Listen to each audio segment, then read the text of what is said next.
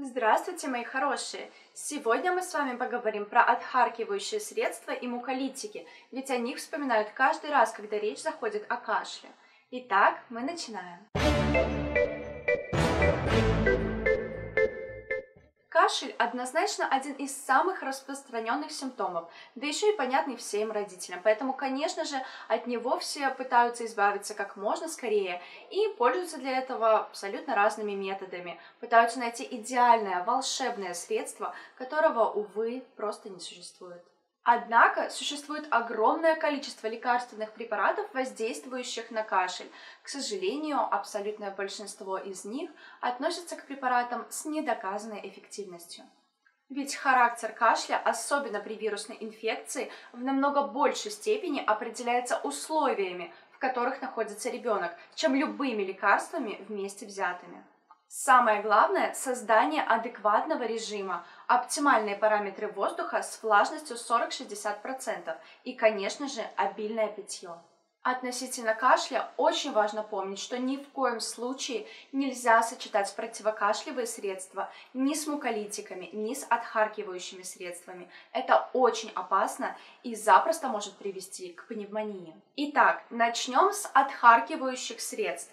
В первую очередь хочу отметить, что их использование во многих странах весьма и весьма ограничено, в связи с тем, что там действует страховая медицина, а в этих условиях мало кто согласится оплачивать для пациента препараты, которые запросто можно заменить чаем или компотом, при этом их эффективность является недоказанной. Никакие отхаркивающие средства не будут эффективны, если ребенок употребляет мало жидкости и дышит теплым и сухим воздухом. Ассортимент отхаркивающих средств, которые можно найти в абсолютно любой аптеке, просто огромен. Они подразделяются на отхаркивающие средства резорптивного действия и рефлекторного действия. Давайте разберемся, какой из них как работает.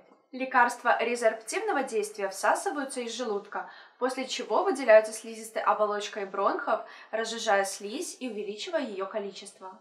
Отличительной особенностью отхаркивающих средств резорптивного действия является их очень-очень низкая цена. Конечно же, родители предпочтут купить своим детям что-то более дорогое, более красивой, яркой упаковки, чем лекарственное средство за несколько копеек. Теперь поговорим про отхаркивающие средства рефлекторного действия. Препараты этой группы раздражают нервные окончания в желудке, это приводит к возбуждению блуждающего нерва. Следствием этого является повышение сократительной активности мышц бронхов, а также активизируются бронхиальные железы и продуцируют больше секрета. В результате количество мокроты увеличивается, но ее вязкость снижается. Отхаркивающие средства рефлекторного действия – это абсолютное большинство препаратов на основе лекарственных растений, таких как подорожник, мать-и-мачеха, алтей, солодка и многих-многих других. Главная задача отхаркивающих средств обеих групп – очистить дыхательные пути от мокроты, а кашель – прекрасный способ очистки. По сути, они и стимулируют отхаркивание, и разжижают мокроту. Теперь давайте поговорим о муколитиках.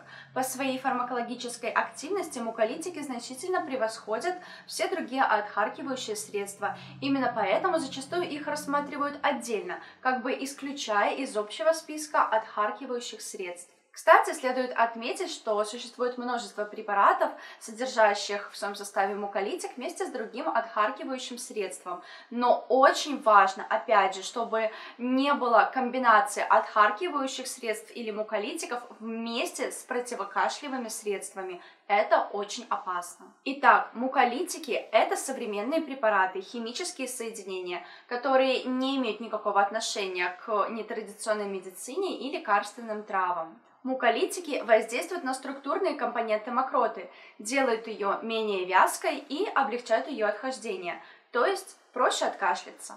Следует отметить, что во многих странах муколитики запрещены детям младше 2 лет и не рекомендуются детям до 5 лет. Это связано с тем, что у детей раннего возраста довольно узкие дыхательные пути и к тому же довольно слабый кашлевой толчок. Вследствие этого при резком увеличении количества мокроты может возникнуть дыхательная недостаточность. Интересно, что некоторые муколитики обладают не только муколитическим эффектом. Например, амброксол и карбацистеин увеличивают концентрацию антибиотика в легочной ткани.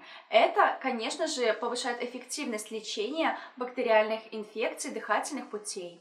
Кроме всего прочего, амброксол увеличивает синтез сурфактанта. Это особое вещество, обеспечивающее эластичность легких. Муколитики показаны и целесообразны именно тогда, когда имеется густая вязкая мокрота. В случае влажного кашля при легких формах ОРВИ с поражением верхних дыхательных путей назначение муколитиков чаще всего нецелесообразно. Более того, в этом случае прием муколитиков может даже усилить кашель. И самое главное, очень важно помнить, что если у ребенка имеется дефицит жидкости в организме, то никакой муколитик, к сожалению, не поможет. Так что самое главное при кашле – пить как можно больше жидкости. И, конечно же, влажность воздуха в помещении должна быть 40-60% и никак не меньше, чтобы ни в коем случае слизистые оболочки наших дыхательных путей не пересыхали. Ну что ж, с вами была тетя доктор. Желаю всем крепкого здоровья и до новых встреч!